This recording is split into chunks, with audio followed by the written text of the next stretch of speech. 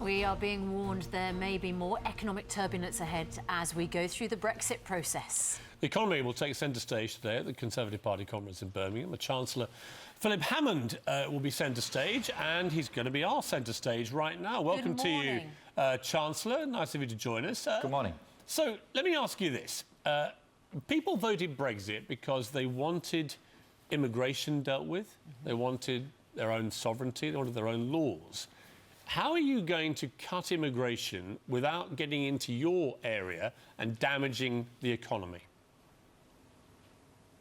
Well, I think people voted Brexit because they wanted to regain control. Control of our laws, control of where our money's spent, control of our borders. And we've got that message. We will leave the EU, we will repatriate our sovereignty, we will control our borders. And that's the parameter within which we will negotiate with our former partners in the European Union the best possible trade access that we can get for our companies, for our goods and our services being produced in Britain and being sold into the European Union. But that'll be a negotiation, of course, and we can't give a running commentary on how that negotiation progresses. That wouldn't be in Britain's interest. But I can assure businesses and British workers that we will be seeking to get the very best deal that we possibly can for Britain. But if you take back control of immigration, that means an end to free movement. And if we end free movement across the EU,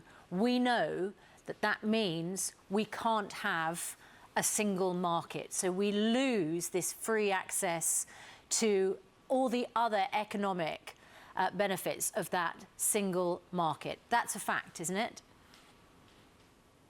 Well, no, we don't know anything. This is a unique situation. Britain is the second largest economy in the European Union, and we're leaving the European Union. So we have to forge a new relationship between the British economy and the economies of the European Union. Those are economies that are hugely interconnected after 40-odd years of very close economic integration. There are lots of companies with supply chains for their products that run across the European Union. So this isn't only a challenge for British businesses, it's a challenge for many businesses across the European Union. And negotiating a pragmatic solution which allows workers in factories in Britain, in Italy, in Germany to carry on producing the goods they produce is in everybody's interest. And that's what we'll be negotiating to achieve.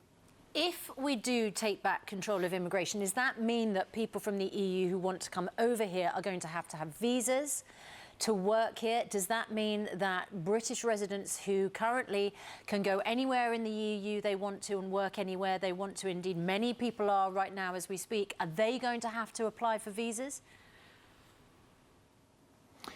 The important point here is that we are taking back control. How we choose to use that control, how we choose to exercise it, will be entirely a matter for the British people, for the British Parliament to decide. And we can enter into these negotiations, discuss with our partners how these things will work. But of course, no one wants to see British tourists going to Spain having to get a visa to go there. I think most people in this country would think that would be absurd, and that's not the outcome it's entirely for the UK to decide. Sorry to interrupt, but if you say it's entirely for the UK to decide, it isn't for us to decide, is it?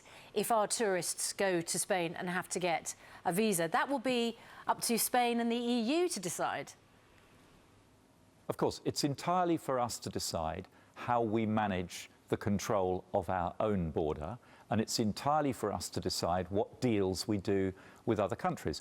I think we can assume that countries will seek reciprocity with us. If we want a certain arrangement for British people in, for example, France, we can expect that France will want the same arrangements for French people in relation to Britain. But look, these will be negotiations that take place over the next couple of years once we've served an Article 50 notice. And we can't preempt those negotiations, and as the Prime Minister has said on many occasions, we can't give a running commentary on them because that wouldn't be in Britain's interest. 17 million people have voted for leave. Yep. I don't know how many people voted on the basis of that advert, but that was a huge part of the propaganda.